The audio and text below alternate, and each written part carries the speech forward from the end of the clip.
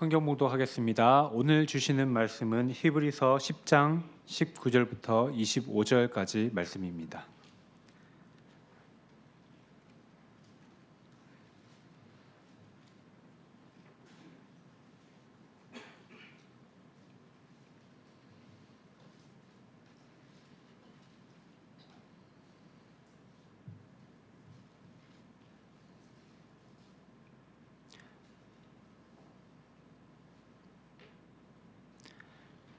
제가 먼저 한 절 읽고 교독하시겠습니다.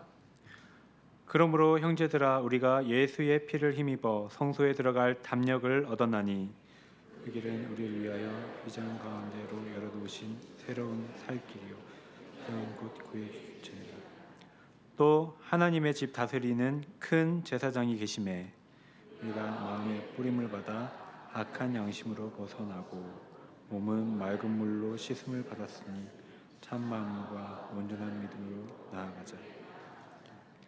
또 약속하신 이는 믿으시니 우리가 믿는 도리의 소망을 움직이지 말며 굳게 잡고 서로 돌아보아 사랑과 선행을 격려하며 함께 읽겠습니다. 모이기를 피하는 어떤 사람들의 습관과 같이 하지 말고 오직 권하여 그날이 가까움을 볼수록 그리하여. 아멘. 이 시간 유한 담임 목사님께서 서로 돌아보아 격려하며 라는 제목으로 말씀 전해 주실 때 모두 큰 은혜 받으시기를 원합니다. 할렐루야. 네, 우리 서로 무엇하라라는 상호 명령을 우리 계속해서 나누고 있습니다. 성경 각 권에서 나오는 그 상호 명령들을 찾아서 그 말씀을 전하고 있는 교회 공동체 성도들, 한 몸에 많은 지체된 그 성도들에게 이 주시는 그 명령들을 우리가 나누고 있는데요. 오늘은 히브리서에서 나오는 이 상호 명령 하나를 우리 함께 나누려고 합니다. 이 히브리서가요, 좀 이해하기 어려운 그런 성경 중에 하나입니다. 복잡한 신학적인 주제를 다루기도 하고 또 지금도 서로 이렇게 논쟁을 할 수 있는 그런 신학적인 주제들이 여럿이 나오는데요. 게다가 이 히브리서가 다른 서신들처럼 누가 누구에게 썼는지가 좀 불분명합니다. 왜 누가 누구에게 이 말씀을 썼는지가 불분명하고 또 이 편지를 받았을 그 성도들의 그 상황, 그 삶의 정황도 제대로 알 길이 없습니다. 단지 이 중간중간 나오는 권면의 말씀들을 통해서 그 권면의 말씀들을 살펴보면 이렇게 뒤집어 읽어보는 거죠. 이런 권면의 말씀을 주신 것 보니까 히브리서 독자들의 상황이 이러했겠구나라고 거꾸로 이게 추정할 수 있는 그런 성도들의 상황이 있는데 세 가지 정도로 요약을 해볼 수가 있습니다. 하나는 히브리서 독자들이 외부로부터 아주 심한 핍박을 받고 있었다라는 것 알 수 있고요. 또 그 가운데 이 믿음의 이 싸움을 싸우다가 참 힘들고 지치고 피곤한 가운데 있었던 것도 우리가 알 수가 있고, 그리고 마지막으로 이런 상황 속에서 핍박과 또 이런 피곤함, 힘든 가운데서 믿음을 저버리고 배교할 수 있었던 가능성이 있었던 것까지도 우리가 짐작해 볼 수가 있습니다. 자, 심한 핍박 가운데 또 지쳐 있는 피곤한 성도들, 믿음을 저버릴 수도 있는 성도들에게 이 주시는 그 상호 명령이 무엇인가? 바로 서로 돌아보아 사랑과 선행을 격려하자라는 말씀입니다. 자, 명령이 좀 길어서요, 어디에 방점을 찍느냐에 따라서 이 말씀을, 이 상호 명령을 해석하는 게 좀 다양해질 수 있겠는데요. 서로 돌아보라 여기에다가 방점을 찍을 수도 있고, 아니면 사랑에 방점을 찍을 수도 있죠. 아니면 선행에 방점을 찍을 수도 있고, 아니면 격려하라 여기에도 찍을 수가 있습니다. 그런데 저는 이 권면, 이 명령의 그 중심이, 그 방점이 바로 격려하며에 찍힌 것으로 봅니다. 이 다른 번역들을 보면 사랑과 선행, 오늘 우리 읽은 이 개정 성경도 마찬가지죠. 사랑과 선행은 이제 동사가 아니라 격려해야 될 그런 내용이 되고요. 이 돌아본다는 말은 생각한다, 마음을 쓴다 정도의 그런 좀 넓은 의미를 가지고 있기 때문입니다. 그리고 이 핍박 속에 지치고 힘들어하고 또 믿음을 저버릴 수 있는 가능성 있는 성도들에게 무엇이 필요한가라고 했을 때 바로 이 격려가 필요하다는 것 우리 짐작해 볼 수가 있습니다. 그래서 다른 성경들을 보면 세번역 성경 같은 경우에 서로 마음을 써서 사랑과 선한 일을 하도록 격려합시다 이렇게 번역을 했어요. 또 공동 번역을 보면 서로 격려해서 사랑과 좋은 일을 하도록 마음을 씁시다 이렇게 번역을 하고 있습니다. 그래요. 이 오늘 주시는 이 상호 명령의 핵심은 바로 서로 격려하자는 겁니다. 서로 돌아보아 사랑과 선행을 격려하자라는 거죠. 자, 그렇다면 어디에서 이 서로 격려하자라는 이 권면이 나왔는지 그 문맥부터 좀 살펴보시죠. 히브리서 기자가요, 예수님이 우리의 대제사장이 되신다라고 역설합니다. 어떤 의미로 예수님이 우리의 대제사장이 되시느냐? 성막이나 성전에서 제사를 드렸던 그 제사장들과는 다르게 불완전한 제사장들이죠. 예수님은 이 멜기세덱의 반차를 따르는 영원한 제사장, 새로운 대제사장이셔서 자기 피로 영원한 속죄 제사를 드리셨다 이렇게 역설합니다. 자, 이 말씀을 들으시면 갑자기 무슨 말씀입니까? 그러실 분들이 계신데 히브리서에서 그렇게 말씀을 해요. 히브리서 7장부터 시작해서 8장, 9장 그리고 10장에 이르기까지 우리가 읽은 본문 바로 앞에 이르기까지 이 말씀을 설명을 하고 있습니다. 예레미야 선지자를 통해서 주셨던 에스겔 선지자도 말씀을 하십니다마는 그 새 언약을 따라서 하나님의 법을 우리의 마음에 있게 하시고 또 우리의 그 죄와 불법을 다시는 기억하지 않게 하시는 그런 영원한 속죄를 십자가에 달려 죽으신 예수님께서 이루셨잖아요. 이것을 대제사장 예수 그리스도의 속죄 사역, 속죄의 제사라고 설명하면서 이제 다시는 죄를 위하여 제사 드릴 필요가 없다 이 말씀을 하고 있었습니다. 우리 10장 10절부터 말씀을 잠깐 볼까요? 이 뜻을 따라 예수 그리스도의 몸을 단번에 들이심으로 말미암아 우리가 거룩함을 얻었노라. 제사장마다 매일 서서 섬기며 자주 같은 제사를 드리되 이 제사는 예수 그리스도 대제사장의 제사죠. 언제나 이 제사장들의 제사죠. 이 제사는 언제나 죄를 없게 하지 못하거니와 오직 그리스도는 죄를 위하여 한 영원한 제사를 드리시고 하나님 우편에 앉으사 그 후에 자기 원수들을 자기 발등상이 되게 하실 때까지 기다리시나니 그가 거룩한 자들을 한 번의 제사로 영원히 온전하게 하셨느니라 말씀합니다. 자, 그래요. 지금 히브리서 저자, 제가 이 말씀을 드리는 이유가요, 히브리서 저자가 서로 돌아보아 격려하라라는 이 명령을 하기 전에 먼저 대제사장 예수 그리스도의 이 속죄 사역을 설명하고 있기 때문에 이 말씀을 드린 겁니다. 이 명령 전에, 이 권면 전에 세 가지 요점을 말하는데 첫 번째는 가장 먼저는 예수 그리스도의 속죄 제사의 결과로 우리 성도에게 이루어진 변화가 무엇인지를 설명합니다. 그게 19절이에요. 그러므로 형제들아 우리가 예수의 피를 힘입어 성소에 들어갈 담력을 얻었나니. 보세요. 아무도 그 누구도 거룩하신 하나님 앞에 나아갈 수 있는, 하나님이 임재하시는 그 성소에 나아갈 수 있는 길이 없었습니다. 오직 대제사장이 1년에 한 차례 이스라엘의 죄를 속하기 위하여 지성소로 들어갈 수가 있었는데 그나마 들어갔다가도 잘못된 일이 있다면 그 속에서 죽어서 이 갈고리에 끌려 나오게 되어 있었죠. 아무도 거룩하신 하나님의 임재의 자리인 그 성소, 지성소로 들어갈 수가 없었습니다. 하지만 이제는 예수님의 피가 뿌려졌기 때문에 죄사함 받은 성도는 정결하여졌고 거룩하신 하나님이 계신 그 성소로 하나님께로 나아갈 수 있는 그 길이 열렸다는 거예요. 자, 그렇게 우리가 이제 하나님이 계신 그 성소로 나아갈 수 있게 되었다 이 말씀하고 있고요. 두 번째는 이 성소로 들어갈 수 있게 된 그 이유 또 원인, 어떤 그 과정을 이렇게 설명합니다. 20절입니다. 그 길은 성소로 가는 그 길이죠. 우리를 위하여 휘장 가운데로 열어놓으신 새로운 살 길이요 휘장은 곧 그의 육체니라. 예수 그리스도의 속죄 제사가요 다른 그 사람들의, 다른 인간 제사장들의 그 제사와랑은 달랐습니다. 대제사장이신 예수 그리스도께서 자기 자신이 속죄 제물이 되셔서 피 흘려 죽으심으로 이루신 속죄 제사라는 거예요. 이해되세요?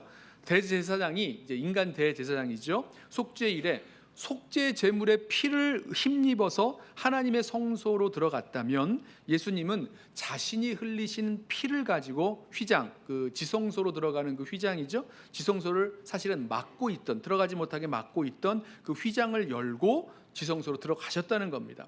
그래서 이것을 휘장 가운데로 열어놓으신 새로운 살길이라고 부르고 있습니다. 이제 하나님의 임재가 있는 그 지성소로 들어가기 위해서 휘장 가운데로 열어놓으신 그 새로운 살길이라고 부르고 있고, 그 찢어져서 열린 그 휘장이 바로 예수 그리스도의 몸이시다. 왜냐하면 예수님이 십자가에 달려 그 몸을 찢기시고 죽으셨기 때문에 그렇게 부르고 있는 거죠. 자, 이렇게 예수님께서 십자가에 달려 죽으신 그 예수님께서 그 죽음이 우리를 위한 영원한 속죄가 되고, 또 우리로 하나님께로 그 성소로 나아갈 수 있는 그 길이 되게 된 그 전제가 있는데, 그게 21절이죠. 또 하나님의 집 다스리는 큰 제사장이 계시매. 그러니까 예수님이 하나님의 집을 다스리는 큰 제사장이시기 때문에, 대제사장이란 뜻입니다. 십자가의 그 죽으심이 자기 몸과 피를 쏟아 새로운 살길을 여는 그런 속죄 제사가 되게 되셨다는 거죠. 무슨 말씀이냐면, 뭐 아무나 십자가에 달려 죽는다고 해서, 그 사람이 죽었다고 해서, 누군가 저와 여러분을 위해서 십자가에 달려 죽었다고 해서 그것이 영원한 속죄를 이룰 수 있는 것은 아니죠. 그렇죠? 예수님만이 십자가에 달려 돌아가실 때에 그것이 저와 여러분의 영원한 속죄를 이루고 하나님께 나아갈 수 있는 그 새로운 산 길이, 살아있는 그 길이 되는 것이죠. 왜 그렇습니까? 예수님이 하나님의 집에, 하늘 성소의 큰 제사장이시기 때문이다. 이 설명을 하고 있습니다. 그리고 나서 주는 권면들이 오늘 우리가 보게 될 권면이에요. 예수 그리스도의 속죄의 제사, 그 속죄의 피를 근거로 해서 우리 성도가 어떻게 살아갈 수 있는가, 우리 성도가 어떻게 살아가야 되는가에 대한 그 권면들을 세 가지 하고 있죠. 그 첫 번째가 하나님께 나아가자라는 권면입니다. 22절이에요. 우리가 마음의 뿌림을 받아 악한 양심으로부터 벗어나고 몸은 맑은 물로 씻음을 받았으니 참 마음과 온전한 믿음으로 하나님께 나아가자. 하나님께 나아가자, 이 권면을 하고 있습니다. 자, 예수님께서 자신의 피로 죄인들을 구속하셔서 하나님께로 담대하게 나아갈 수 있게 해주셨다는 거예요. 그러니 당연한 결과죠. 우리가 하나님께 나아가자는 겁니다. 우리에게 이루신 길이 있기 때문이에요. 자, 보세요. 예수님께서 속죄 제물이 되어 주셔서 우리를 깨끗하게 하시고 하나님 아버지께로 나아갈 그 길을 열어 주셨다. 하나님께 나아갈 수 있게 해 주셨다. 자, 그런데 우리가 하나님께 나아가지 않는다면, 그렇죠? 나아갈 수 있는 길도 주셨고 나아가서 죽지 않도록 우리를 깨끗하게 하셨는데, 그럼에도 불구하고 우리가 하나님께 나아가지 않는다면 이게 무슨 소용이 있겠습니까? 마치 좋은 선물을 주셔서 그 선물을 받았음에도 불구하고 그 선물을 열어보지도 않고 그 선물을 사용하지도 않는 것과 같은 거죠. 아무리 좋은 길이 있어도 뭐합니까? 그 길로 가야죠. 그 길로 가야지만 그 길이 소용이 있는 거지, 그 좋은 길이 소용이 있는 거지, 가지 않는다면 무슨 소용이 있겠습니까? 마찬가지라는 거죠. 하나님께 나아갈 수 있는 새롭고 살아있는 그 길이 예수 그리스도의 십자가를 통해서 열렸고, 하나님께 나아갔을 때에 우리를 거룩하게 하시고 깨끗하게 하시는 예수 그리스도의 보혈을 우리를 위하여 흘려주셨기 때문에, 그렇다면 하나님께 나아가야 된다라는 것이 우리를 향한 당연한 권면이 될 것입니다. 그래요. 예수님께서 나를 사랑하셔서 나를 위하여 십자가 달리신 그 십자가 앞으로 돌아가 보게 되면, 그렇지, 내가 하나님께로 나아갈 수 있는 이 길이 열렸지라고 하면서 하나님 앞으로 나아갈 수 있게 되는 것입니다. 하나님께 나아갈 때 참 마음과 온전한 믿음으로 나아가자라고 했는데, 참 마음이란 무슨 마음입니까? 예수님의 그 보혈의 피, 예수님의 그 피를 우리 가운데 뿌려짐으로 말미암아 악으로부터 정결케 된 그 양심을 말씀하고 있습니다. 여러분, 양심 아시죠? 양심, 누구나 다 예수를 믿던 믿지 못하던 이 양심은 우리의 죄를 자각하게 하는 역할을 합니다. 그러니까 우리의 죄를 인식하는 마음이 양심이에요. 예수 그리스도의 피는요, 그런데 이 예수 그리스도의 피는 우리 마음에 내가 죄인 되어서 그 죄로 말미암아 영원히 죽을 수밖에 없는 저주와 형벌을 받아야 될 것을 느끼게 하고 알게 하는데, 그러나 예수 그리스도께서 우리 이 양심에, 우리 이 악한 그 양심에 예수 그리스도의 피가 뿌려졌을 때에, 그리스도께서 나를 위하여 대신 그 모든 저주와 형벌을 받으셨구나라는 것을 증거하게 되는 거죠. 자, 그 피가 우리에게 뿌려졌을 때에, 그 피가 우리에게 적용되어졌을 때에 우리를 죄에서 깨끗하게 씻어 주신다는 거죠. 우리가 악한 양심으로부터 벗어났다라는 말이 바로 이런 뜻이 되겠습니다. 그리고 우리 몸이 맑은 물로 씻음을 받았다. 이것도 마찬가지겠지만 이 핏부림을 받아서 깨끗해진 그 양심을 외적으로 확증하는 것이 세례가 되겠습니다. 그것을 세례받은 자의 그런 신분, 우리 몸이 맑은 물로 씻음을 받았다, 이렇게 보시면 되겠어요. 자, 신분만이 아니죠. 이전까지 우리가 죄에 눌리고 죄에 묶여서 죄 짓는 생각, 죄 짓는 말, 죄 짓는 행동을 마치 뭔가 중독된 것처럼, 마치 강박에 걸려 있는 것처럼 죄를 짓고 살 수밖에 없는 우리들의 모습이었다면, 이제 예수 그리스도의 피가 우리의 그 더러워진 양심에 뿌려졌을 때에 그 죄를 이기고 나의 그 죄된 성향을 이기고 살아갈 수 있는 새로운 마음의 힘이 우리들 가운데 생기게 되는 거죠. 자, 예수 그리스도의 피로 우리를 깨끗하게 씻으셨고 하나님께 나아갈 수 있는 그 길을 여셨으니, 여러분, 하나님께 나아갑시다. 십자가에서 흘린 보혈이 저와 여러분의 죄악을 깨끗이 씻기신 것을 정말 믿으신다면, 그러면 저와 여러분은 하나님께 반드시 나아가야 할 사람들이고요, 그 십자가의 보혈을 의지해서 하나님께 나아가 하나님과의 그런 친밀한 교제를 누리고 하나님 주시는 그 사랑과 능력과 힘으로 이 땅을 살아갈 수 있는 저와 여러분 되길 원합니다. 그렇게 하나님께 나아가는 것 자체가 저와 여러분에게 힘이요 큰 복이 되는 거죠. 자, 두 번째 권면은 소망을 굳게 잡으라 하는 권면입니다. 23절, 또 약속하신 이는 미쁘시니 우리가 믿는 도리의 소망을 움직이지 말며 굳게 잡고. 자, 우리가 가지고 있는 그 소망의 근거가 어디에 있습니까? 그 소망의 확실함이 어디에 있습니까? 바로 미쁘신 하나님, 신실하신 하나님께 우리의 소망의 근거가 있는 거죠. 지금까지 은혜로 우리를 붙들어 주셨고 우리를 구원해 주신 그 하나님께서 장래에도 우리의 그 구원을 온전하게 이루실 것을 믿고 나아가는 겁니다. 핍박 가운데 힘들고 지치고 또 마치 믿음을 저버릴 것 같은 그런 상황 속에서 그렇게 하지 않기 위해서는 어떻게 해야 되는가? 우리에게 주신 그 믿음의 소망을 굳게 잡고 그 신실하신 하나님을 바라보고 나아가야 될 것입니다.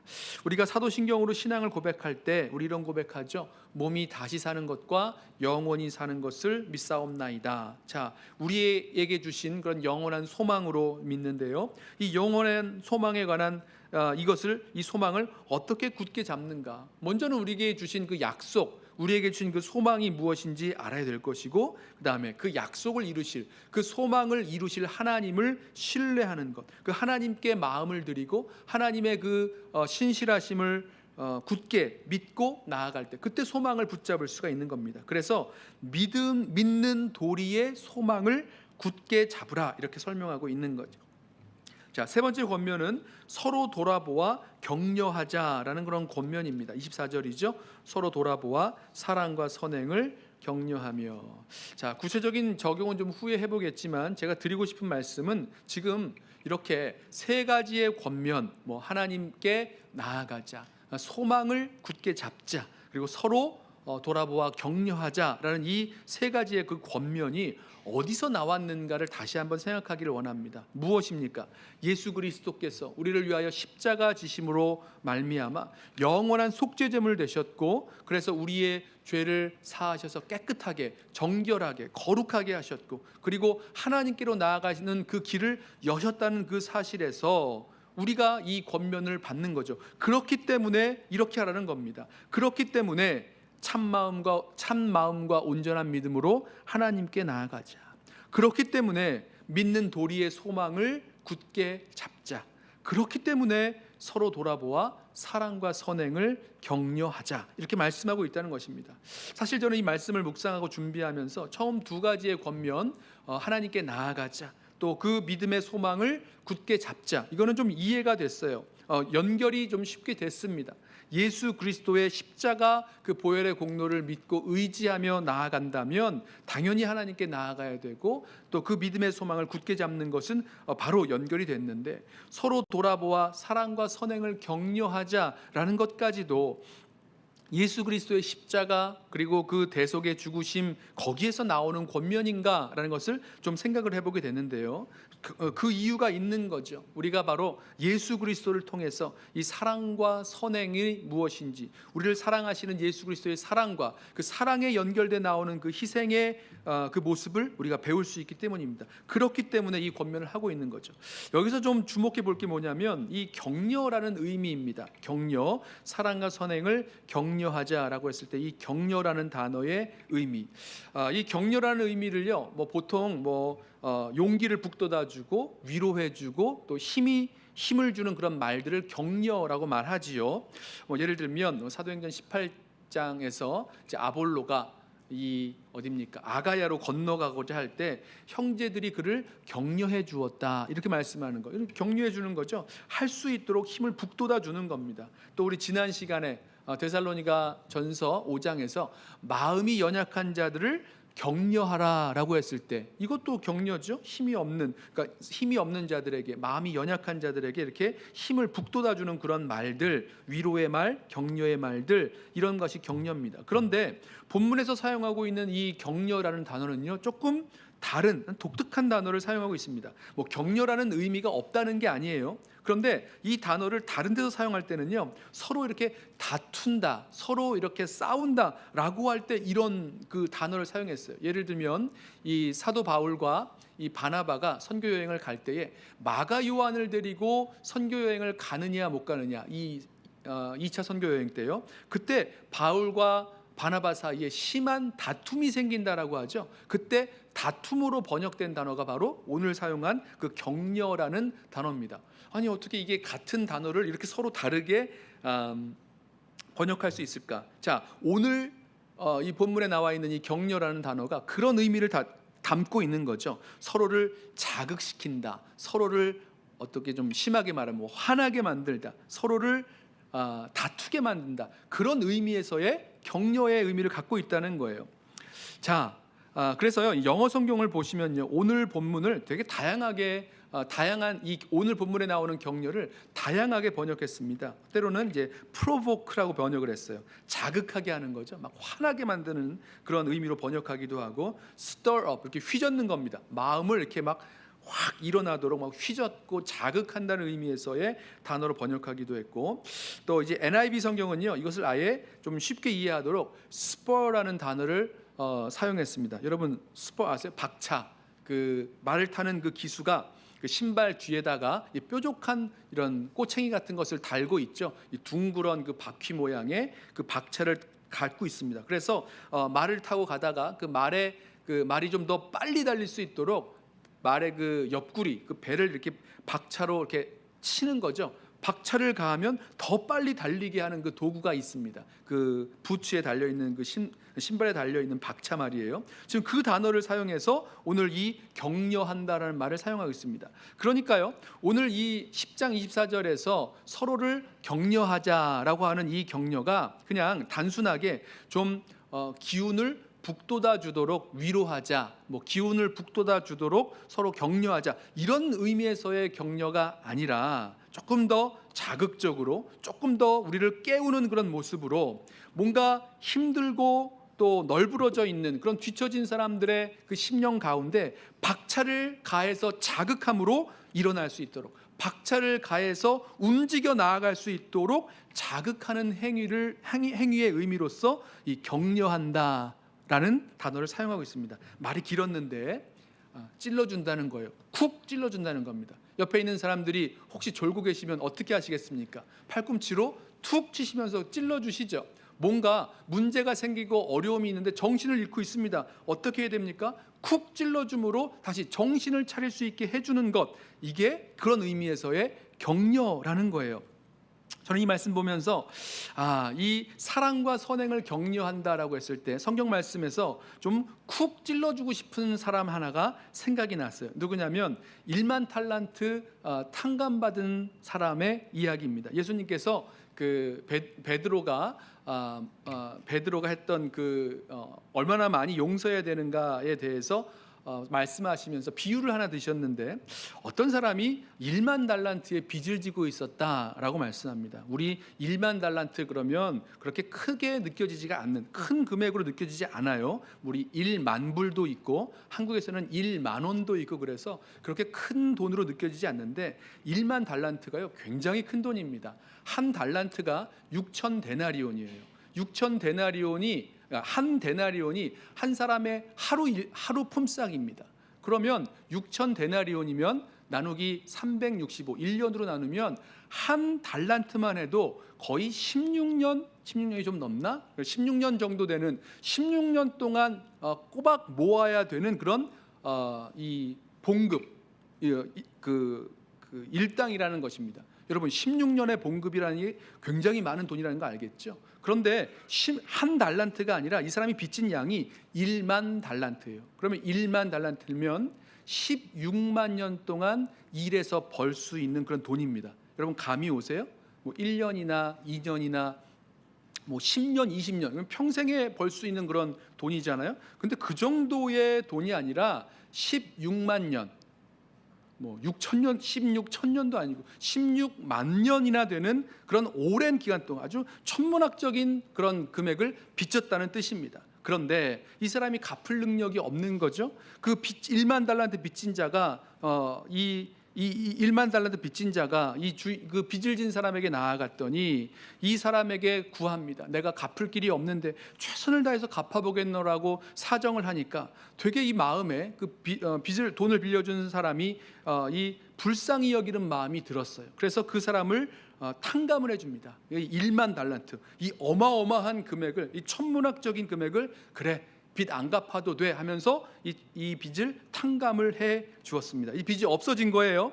자, 그런데 1만 달란트 빚진 사람이 길을 가다가 동료 하나를 만나는데 자기 자신에게 100데나리온 빚진 사람을 만납니다. 여러분 100데나리온 기억나시죠? 아까 한 달란트가 6천 데나리온이라 그랬는데 한 데나리온이 하루 품삯입니다. 그럼 100데나리온이면 100일 품삯이에요. 그럼 어느 정도 이해가 되시죠? 물론 작은 돈은 아닙니다만은 이 1만 달란트에 비교한다면 어마어마한 차이가 나는 그런 아주 작은 돈밖에 되지 않는 거예요. 근데 그 100데나리온 빚진 동료를 용서해 주지 않습니다. 그래서 그 사람을 가두어 버려요. 그리고 그 소식이 이 1만 달란트 탕감해 주었던 그 주인에게 소식이 들립니다. 그러자 그 사람을 잡아오죠. 1만 달란트 빚졌던 탕감받은 사람을 잡아와서 하는 그 이야기가 뭐라고 말씀하냐면 내가 너를 불쌍히 여긴 것 같이 너도 내 동료를 불쌍히 여기는 것이 마땅하지 아니하냐? 이렇게 물어보십니다. 그렇죠? 1만 달란트 16만 년 동안 일해서 버들 수 있는 그런 엄청난 금액을 탕감해 주었는데 고작 100일 일해서 받을 수 있는 그 돈 그거를 탕감해 주지 못하느냐? 용서해 주지 못하느냐? 이렇게 물어보신다는 거예요. 자, 저는 이 말씀이요 저와 여러분에게 이렇게 우리의 그 심령 가운데 사랑과 선행을 격려하는 그런 그 격려 우리의 심령을 이렇게 쿡 찔러주는 그런 박차라고 느꼈습니다. 그래요. 우리가 사랑으로 또 선행으로 다른 사람들을 섬기며 나아갈 수 있는 그 모든 일, 사랑과 선행으로 섬겨 나아가는 그 일들이요 쉽지 않죠. 뭔가 우리에게 희생이 필요합니다. 우리가 우리 자신을 들여서 내놓을 것이 있어야 합니다. 그런데 그렇게 할 수 있도록 우리를 쿡 찔러주는 게 바로 이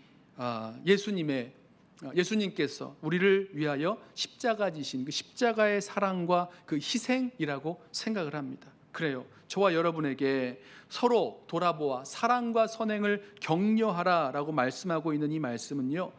저와 여러분의 그 심령 가운데 그렇지 내가 얼마나 큰 사랑을 받았는지 내가 얼마나 큰 용서를 받았는지에 대해서 다시 깨닫게 해주시는 그런 우리의 심령을 쿡 찔러주시는 마치 그 박차를 그 말의 그 옆구리에다가 쿡 찌르는 것처럼 박차를 가하는 것 같은 그런 느낌으로 저와 여러분에게 다가오는 것을 기억합니다.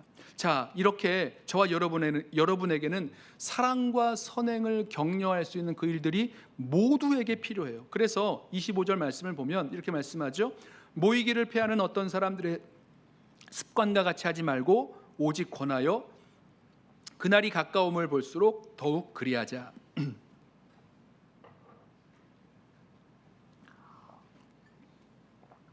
무슨 말씀입니까? 쉽게 말씀드리면 우리 모이기를 힘쓰라라는 말씀을 하고 있는 거예요. 뭐 누군가는 이 모이는 것에 대해서 다른 생각을 가질 수 있고 안 모여도 된다라고 생각할 수 있겠지만 그렇지 않다는 거죠.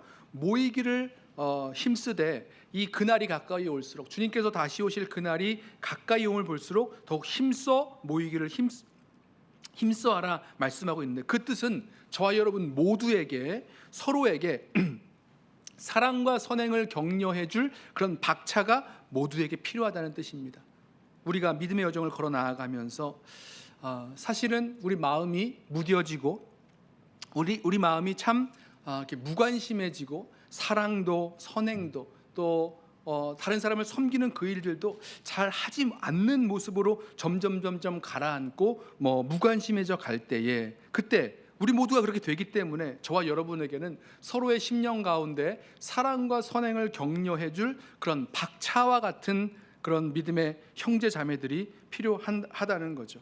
모이기를 힘쓰라는 이 25절의 이 권면의 말씀은 사실은 24절 사랑과 선행을 격려하라는 그 말씀에 이어져 나오는 이 종속절입니다. 그러니까 모이기를 힘쓰라는 이 모습은 무엇 때문에 모이기를 힘쓰라고 말하는 건가? 함께 모여서 서로 돌아보아 사랑과 선행을 격려하기 위해서 모이기를 힘쓰라 말씀하고 있는 거죠. 저와 여러분 그 누구도 예외 없이 함께 모여서 사랑과 선행을 격려할 그런 박차가 필요하다는 것입니다. 그냥 놔두면 우리가 사랑하고 다른 사람을 섬기는 그 일에 마음이 식어지고 또 무관심해지고 또 세상 사람들이 살아가는 그런 모습처럼 살아가기 쉽기 때문이죠. 그때 우리가 사랑과 선행을 어떻게 격려할 수 있습니까? 내가 누군가를 섬기고 사랑하는 그 모습으로 서로가 서로에게 사랑과 선행이 격려되는 거예요. 마치 예수님께서 나를 위하여 십자가 지신 그 십자가 앞으로 나아갔을 때 그 십자가 앞에서 주님께서 우리를 위하여 흘리신 그 보혈, 그리고 그 희생과 사랑을 다시 한번 느낄 때에 우리가 당연히 주님께서 나에게 해주셨던 그 사랑과 섬김과 그 희생을 나도 감당하게 되기 때문입니다.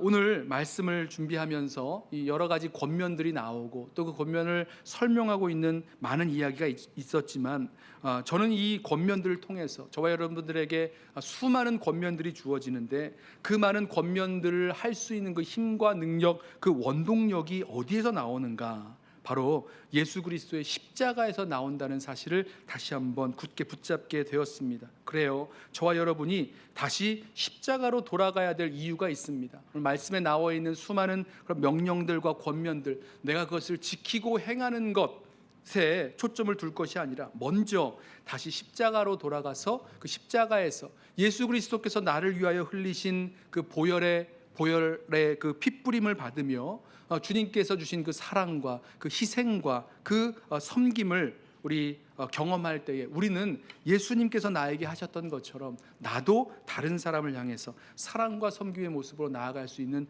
능력과 원동력 얻게 될 줄로 믿습니다. 예수님의 십자가가 저와 여러분에게 우리의 심령 가운데 일종의 박차처럼 사랑과 선행을 격려하는 말씀이 될 것이고, 또 우리가 함께 모여서 서로 사랑과 선행을 격려함으로 우리 모두가 서로가 서로에게 주님 닮은 모습으로 살아갈 수 있는 그런 박차와 같은 성도 여러분들, 그리고 또 우리 교회 공동체 되기를 예수님의 이름으로 부탁하며 축원합니다. 기도하겠습니다.